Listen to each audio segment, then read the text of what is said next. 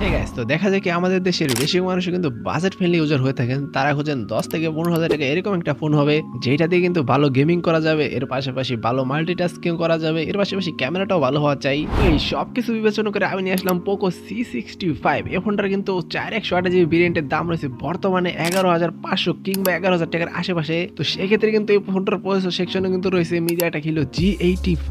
এর পাশাপাশি এই ফোনটার ডিজাইনটা কিন্তু আমার কাছে বেশ ভালোই লাগছে। ব্যাকপার্টটা কিন্তু প্লাস্টিক হওয়া সত্ত্বেও কিন্তু বেশ হেভি একটা ফিল দেয়, কারণ এই ফোনটার ব্যাকপার্টটা কিন্তু কার্ভ করা হয় নাই, ফ্ল্যাট ভাবে রাখা হয়েছে। আর বাজেট সেগমেন্টের ফোনগুলো কিন্তু ফ্ল্যাট ভাবে রাখলে বেশ হেভি একটা ফিল দেয়। তারপরে ফোনটা ডিসপ্লে সেকশনে কিন্তু রয়েছে 6.74 ইঞ্চির একটা আইপিএস ডিসপ্লে, যাতে রয়েছে 90 হার্টজের রিফ্রেশ রেট। আর এই ফোনটা কিন্তু নস একটা ডিসপ্লে, কোনো রকমের পাঁচশোল দেওয়া হয় নাই। আর বাজেট সেগমেন্টের ফোনগুলো কিন্তু নস ডিসপ্লে আমার কাছে প্রেফারেবল লাগে, কারণ পাঁচশোল দিলে পাঁচশোলের কোয়ালিটি বেশি একটা ভালো হয়ে থাকে না। তো সেক্ষেত্রে কিন্তু এই বাজেট সেগমেন্টে কিন্তু প্রসেসরটা বেশ ভালো থাকার কারণে কিন্তু ফুল এইচডি রেজোলিউশন ডিসপ্লেটা দিতে পারে নাই। তো সেটা কিন্তু মেনে নেওয়া যায়, কারণ এটা একটা বাজেট সেগমেন্টের ফোন। তার পাশাপাশি রয়েছে 50 মেগাপিক্সেলের মেইন সেন্সর, তার সাথে রয়েছে একটা 2 মেগাপিক্সেলের ম্যাক্রো ক্যামেরা, আর রয়েছে 0.8 মেগাপিক্সেলের একটা ডেপথ সেন্সর, আর ফ্রন্টে কিন্তু রয়েছে 8 মেগাপিক্সেলের সেলফি ক্যামেরা। তো এর 50 মেগাপিক্সেলের মেইন ক্যামেরার কোয়ালিটি কিন্তু বেশ ভালোই বলা চলে। এর কালার অ্যাকোর হয়েছে, তারপরে ডিটেলস বেশ ভালোই বলা চলে। তো যারা ক্যামেরা সেন্ট্রিক ফোন খুঁজতেছেন তারা কিন্তু এই ফোনটা কনসিডার করতে পারেন, কারণ এই প্রাইস সেগমেন্টে কিন্তু এর সাথে ভালো ক্যামেরা বেশি একটা পাওয়া যায় না। তারপরে কথা বলা যায় ফোনটার ব্যাটারি নিয়ে। ব্যাটারি কিন্তু রয়েছে 5000 mAh এর ব্যাটারি, তার সাথে রয়েছে একটা 18 ওয়াটের চার্জার। মানে বাজেট সেগমেন্টে কিন্তু এটা একটা পারফেক্ট কম্বো, যেটা সবাই জানেনি।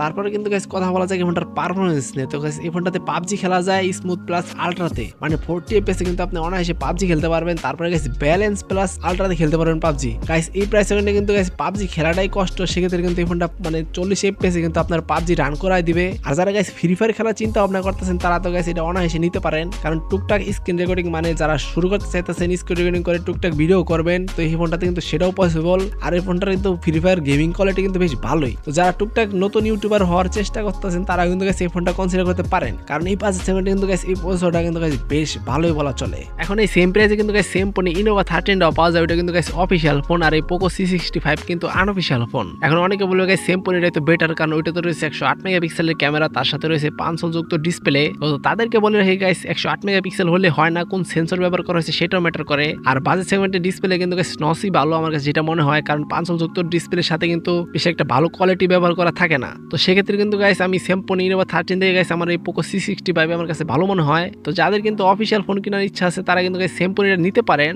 আর যারা চান যে গেমিং করবো ধুমায়, তো তাদের কিন্তু গাইস এই Poco C65 আমি সাজেস্ট করবো, কারণ ইউনিসোসের প্রসেসর থেকে কিন্তু গাইস মিডিয়াটেকের প্রসেসরটা বেশ ভালো হয়ে থাকে লং টাইম গেমিং এর ক্ষেত্রে আর কি। আবার সেম ফোনে কিন্তু লং টাইম ব্যবহার করলে সাইড বাটন তারপরে আবিজাবি অনেক সমস্যা দেখা যায়, সেক্ষেত্রে কিন্তু গাইস Xiaomi ফোন কিন্তু বেশ ভালো হয়ে থাকে। তো এখন আপনার কাছে যদি 11,500 কিংবা 11,000 টাকার আশেপাশে বাজেট থেকে থাকে, তাহলে আপনি এখন বেছে নিন আপনি কোন ফোনটা নেবেন। তো আজকের জন্য এই পর্যন্ত। আর গাইস ভিডিওটা ভালো লাগলে অবশ্যই লাইক করে দিও, আর চ্যানেলটা ভালো লাগলে অবশ্যই সাবস্ক্রাইব করে দিও।